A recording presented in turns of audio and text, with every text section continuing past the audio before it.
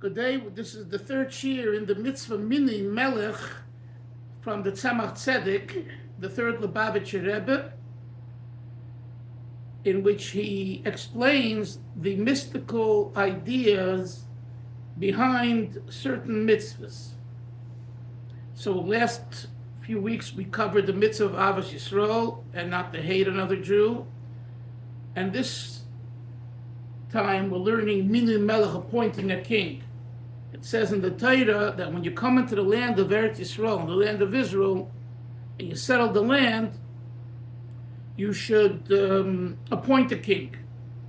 So there's a story in the prophets called Tanakh, which says that the Jews came to Samuel the prophet. Samuel is Shmuel Hanavi, the prophet, and they said, "We want a king." And Shmuel got upset with them, and Shmuel said, why do you need a king? Now, Shmuel's objection was because they added two or three words in their request. They said, we want a king like all other nations. Kechol hagoyim, that's the language. And while I mentioned the word goyim, once and for all, we have to knock it out of the heads that the word goyim is not pejorative. It's not a negative word. It means nations. Unfortunately, it's been used in a negative way, in a racist way sometimes. Oh, the goyim. You're a goy. But the truth of the matter is, the word goy means a nation. Other nations. There's the Jewish nation, and there's the other nations. Be that as it may, but it's good for you to know that and to kind of recalculate the way we use the word goyim. And indeed, we shouldn't use it in a derogatory way. It's not necessary, it's unhealthy, especially today with all the anti-Semitism. But be that as it may, so the problem was that they came to Shmuel and they asked them, we want a nation because all the Joneses have a king. We want a king because all the other nations have a king. So we also want one. So to this, Shmuel got upset, and ultimately God got upset, and it led to a disaster with King Saul, the first king, Shaul HaMelech.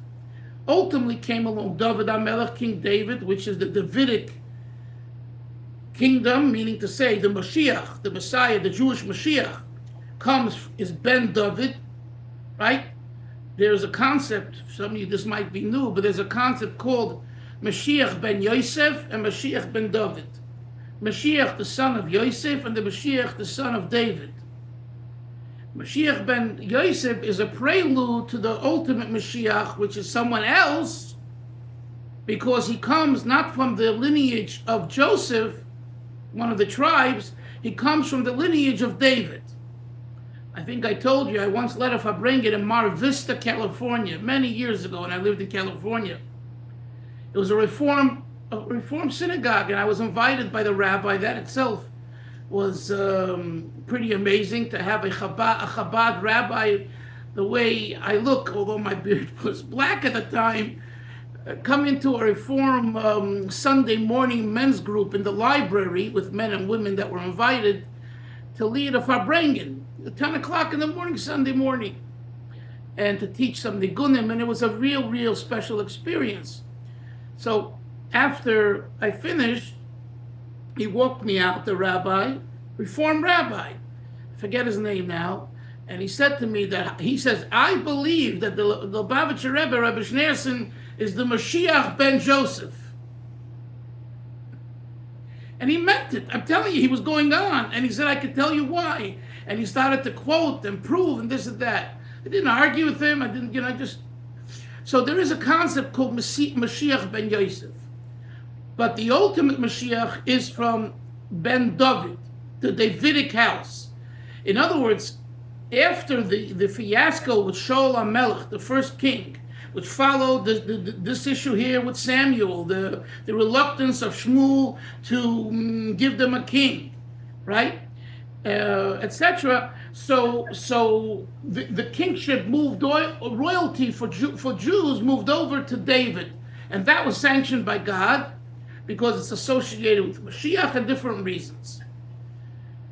So in this mimer, in this discourse of the Tzemach Tzedek, he asks several questions, but we're at the point at the top of towards the top of page 109 in Hebrew, Kuf Tes, where he asks the question, where he says, in order to understand the whole idea of a king is not a president, a king is not a monarch, not only a monarch, a king is not a czar. All those ideas that we have read and been taught in school about a Melech, it's not a Melech Yisrael. That's not what a Jewish king is. So again, here you got to make a recalculation. It's something very different. What's different about a king? So the Tzemach Tzedek in the first chapter here, Moshe, taught us that the purpose of a Jewish king is twofold.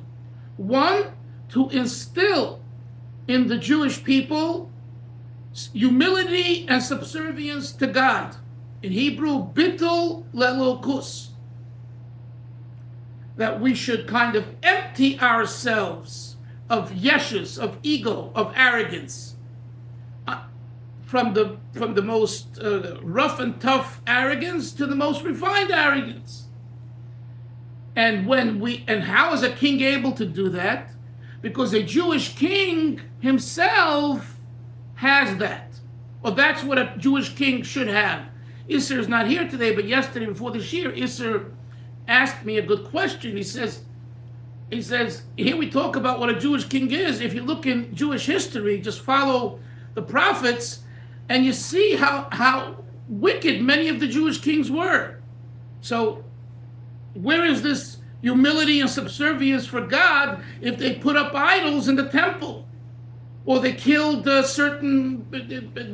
Kohanim, the priests, and other things that Jewish kings did throughout Tanakh, which is terrible atrocities.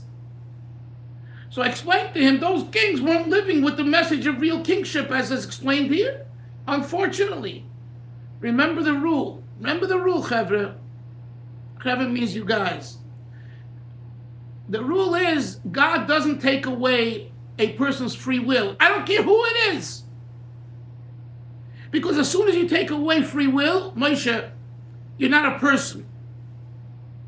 Remember I told you that word from Mendel Futerfas, the famous Chabad Chassid, that if a person, God forbid, loses their money, they're still a person. Because money's come here, come there, up and down. One day you have, the next day you don't, and the third day you have again. Right? So your humanity, you retain, even if, God forbid, you lose your money. What about if you lose your health, God forbid? Then says Remendel, you're only a half of a person. In Yiddish, halbe mensch. There's a mensch, a person. Halbe means half, mensch. So if you lose your money, bist a mensch. You're still a person. If you lose your health, you're a halber mensch. You're a half of a person. But if you lose your drive for life, in Yiddish, you're mut, which is literally translated as mood. Your drive, your mood. If you lose your mood, your drive, you're ice mensch. You're no longer a person. And we have to, I'm telling you, if we live with this, we can accomplish till the end of our lives tremendous things with happiness. You got to put things in perspective. Money, health, drive. Tzemach Tzedek here, I would say, is adding maybe a fourth nuance. And that is free will. He doesn't say it directly, I'm extrapolating. Every person has free will. If free will is stripped from a person, he's also not a mensch. He's no longer a human being. You hear that? So regardless of who the human being is, whether it be someone who is considered, no good, wicked, or a Beinoni, or a tzaddik, or righteous, makes no difference who it is. Free will is a truism. It transcends your pocketbook. It transcends your character. Free will. So since free will is a truism, here the question is, this king who has free will, does he live with commitment to God, subservience to God? Is he willing to put aside his ego? I'll remind you of a story that I told you, a real life experience, just to bring out a point. In the 1980s, 86, 87, 88, I forget which year, there was an election in Crown Heights for who should be the rabbis, the Bezdin. Okay? Because the old Rav, Reb Zalman Shimon, passed away in 85 or 86, and now it's time for elections. So, different people wanted different people, but there's the community. So they took a vote, and ultimately they chose the rabbis. But there was a meeting in 770, and one particular rabbi who came from Chabad pedigree going back 100 years, and who was a genius in Torah, including knowing the Zohar. I mean, he was the gifted. But his power of speech was terrible. It was, there was no orator or speaker, and he was very Hasidic. And many felt that he's not the right person for the job. Anyway, the different candidates had a chance to speak in 770 to the community. And it became clear that meeting that they were not going to choose him. And abruptly he walks off the dais and leaves 770 in front of everyone. And it was very clear to everyone he's very perturbed. Here's a person who is really a goy, a genius in Torah, and a person who is really unassuming.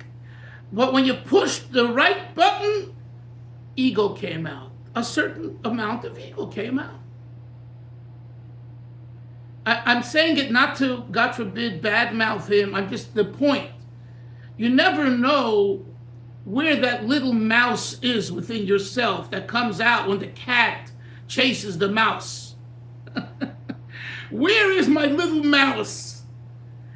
Many times we can hide that little mouse with this big beard and this yarmulke and my checkbook and my good character and my chesed, and it's all true. But someone just pushes, if they get to push the right button, the mouse comes out.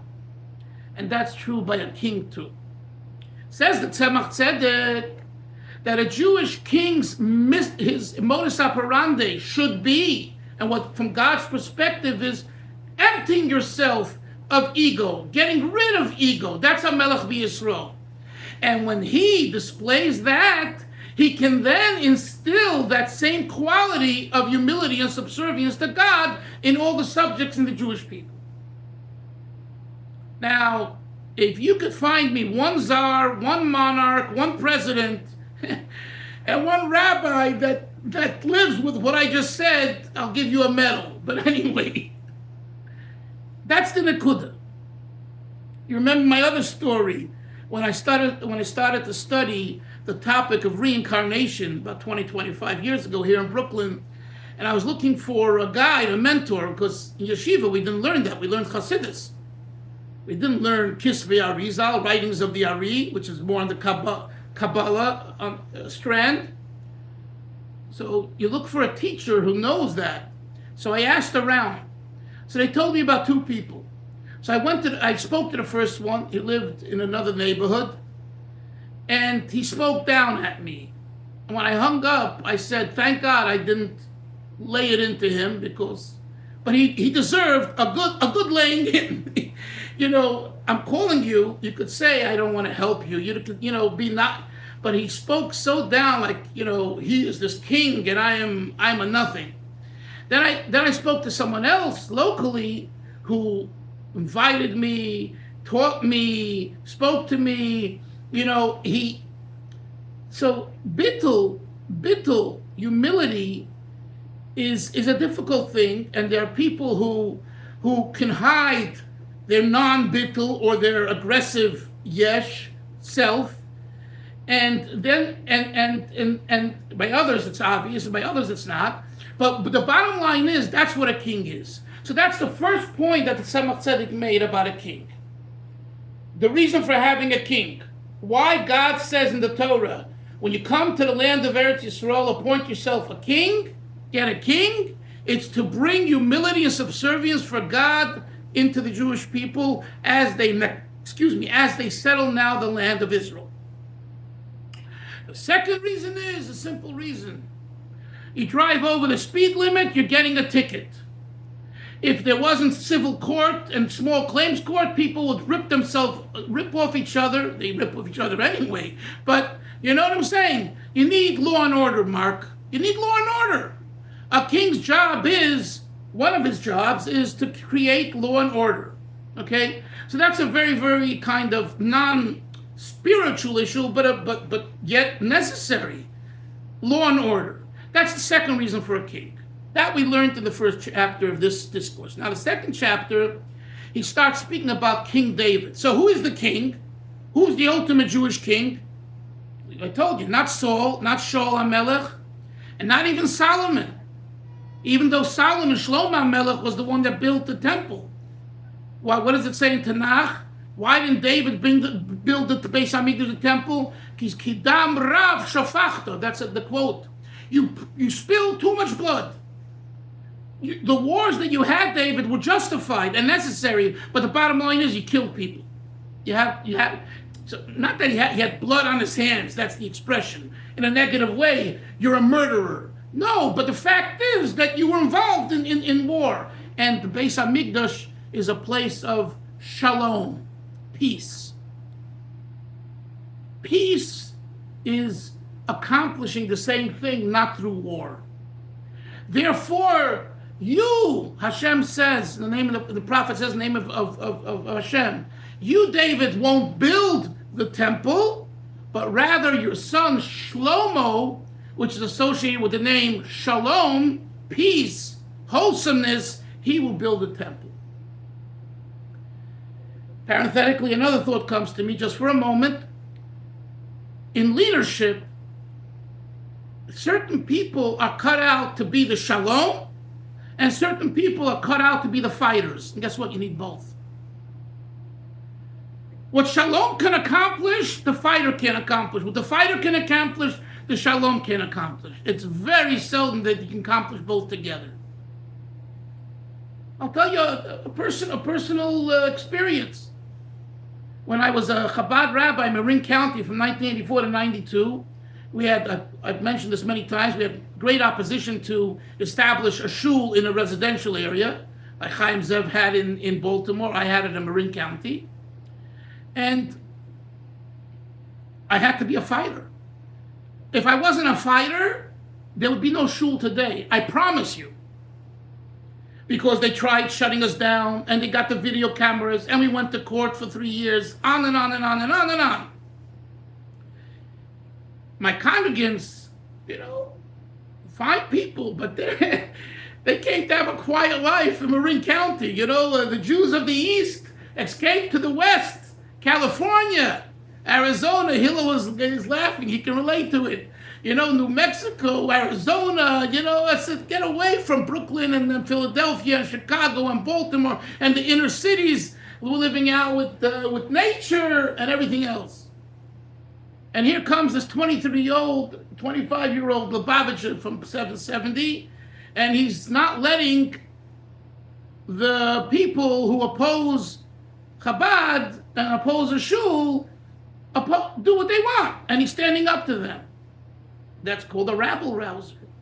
Just quiet down. So we'll meet in a little gazebo, and we'll just be not noticeable and quiet, and that's it.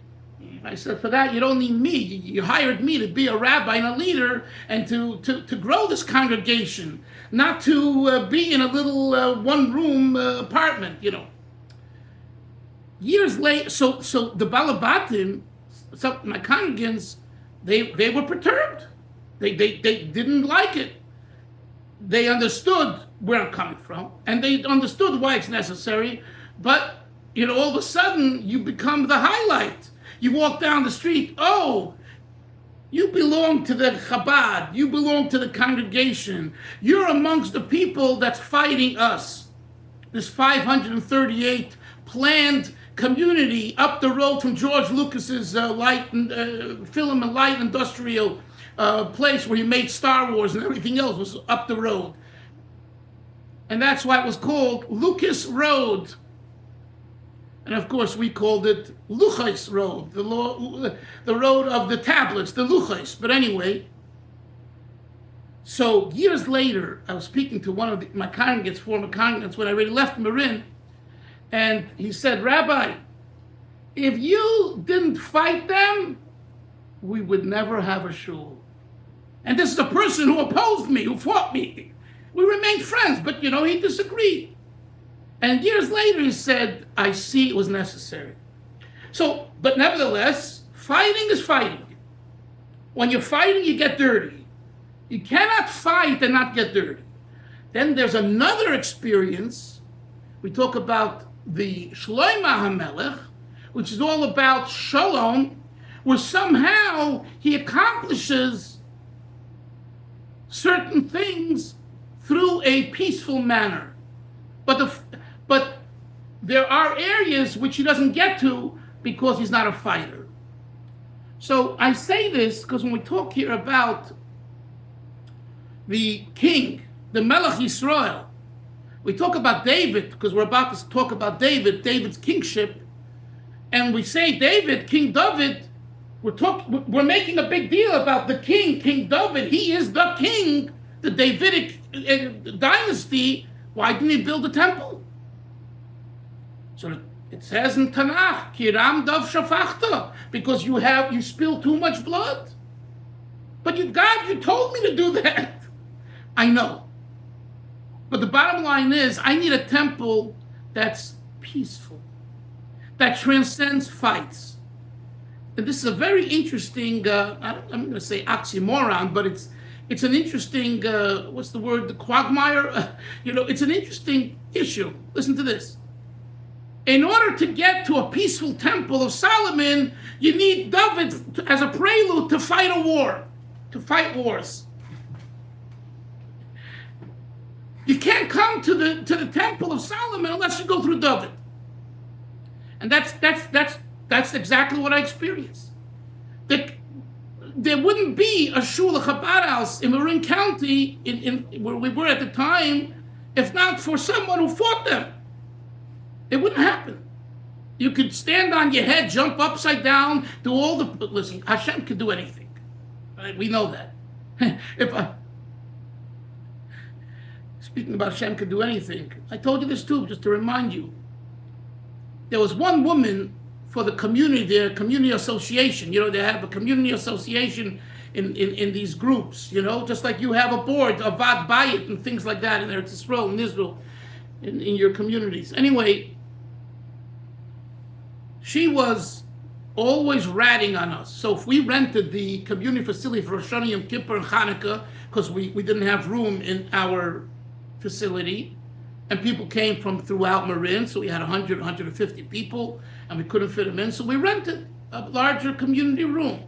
And it had a beautiful pool. And it had little pebbles. And after, the next day after Yom Tov, when the weekly bulletin came out for the 530 people, homes living, everyone got it. It said in nice big words, Chabad's kids of the Chabad threw stones into the pool, rocks into the pool. They stepped on the flowers. Now, it might be true. The kids threw some stones in the pool. And some people did, by mistake, step on flowers. But what are you highlighting it? So come to me, say, let's work it out. You want to clean it up. You want to pay for it.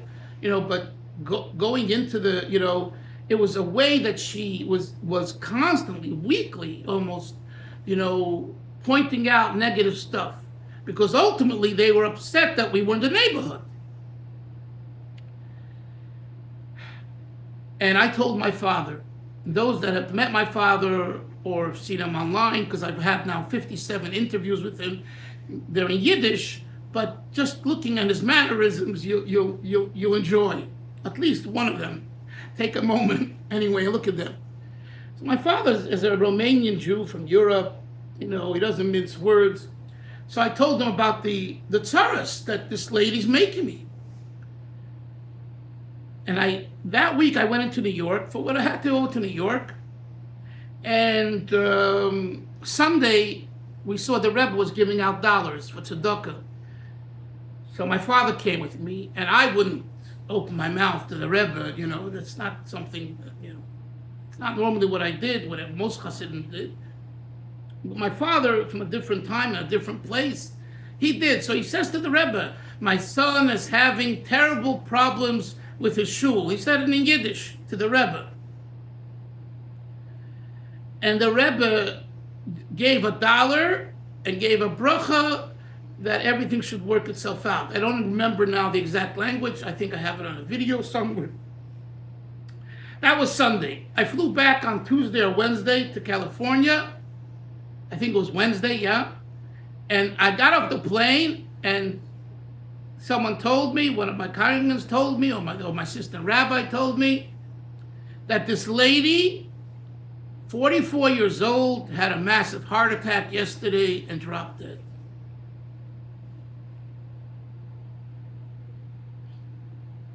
The Rebbe didn't curse her. The Rebbe didn't put any spells on her.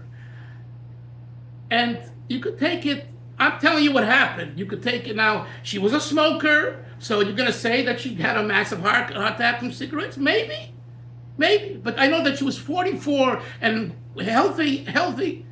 Why am I saying this? What I'm saying is that when we talk about a king and we talk about someone has to stand up, standing up, Hashem recognizes what needs to be done.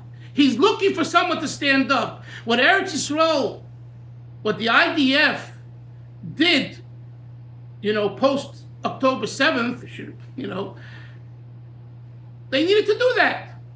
Why do they need to do that? To protect Am Yisrael.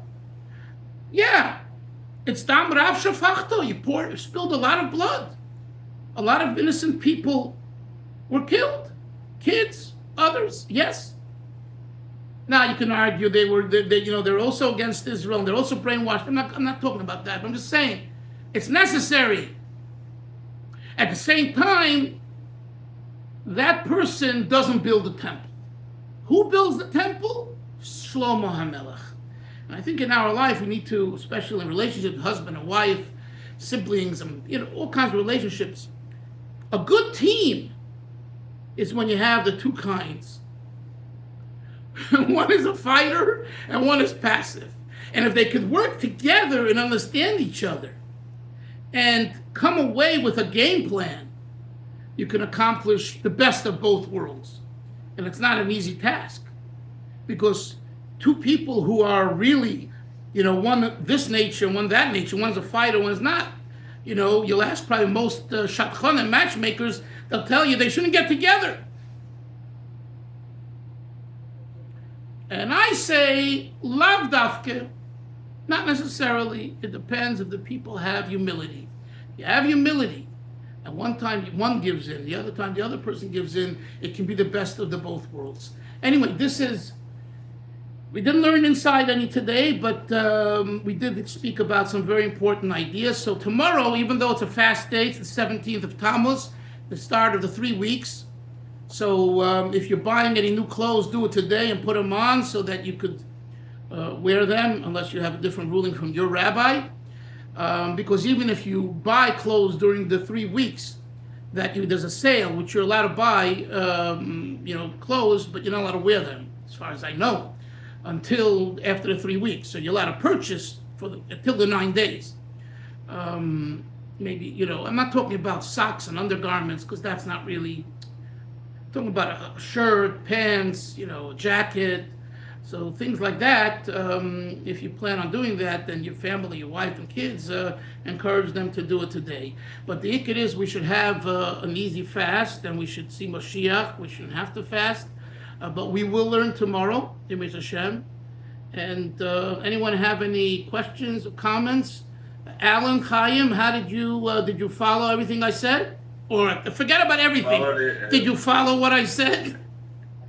I followed it great, and I really appreciate it. Good. The way to appreciate it is to come back tomorrow. Anyway. Dalfin, I'm remembering the year when you were here and we traveled on Mitzvosecha with Abi Dubler to Shiloh. Oh, that was Mitzvosecha. I remember going there. Oh, that was amazing. Moshe, did you go with us? Moshe Bruin, did you go with us?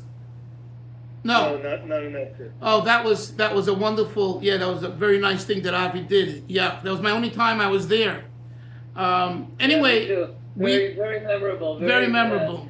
Anyway, very soon Mashiach is coming. We'll all be together with everyone else, and we'll be able to go freely throughout the country, and just enjoy. Anyway, have a great day, everyone. We'll see everyone tomorrow. Zai Gesund. Shalom. Bye bye.